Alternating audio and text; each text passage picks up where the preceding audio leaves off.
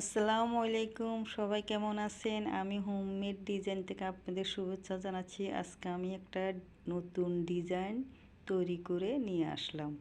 ডিজাইনটা হলো আমাদের পাপোশ। আমি নিজের হাতে তৈরি করছি, ডিজাইন করছি।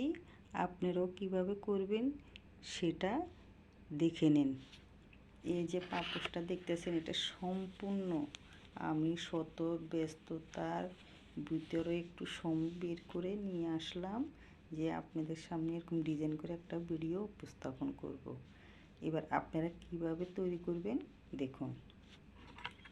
এভাবে কাপড়টা 4 ভাঁজ দিয়ে ক্রস করে লেসগুলো বসিয়ে বিয়ের মতো একের পর এক এখানে বসিয়ে যখন সিলাই করে দিবেন, পুরোটা মাঝখানে একটা ডিজাইন দিয়ে দিবেন, সুন্দর একটা পাপোশ হয়ে গেল।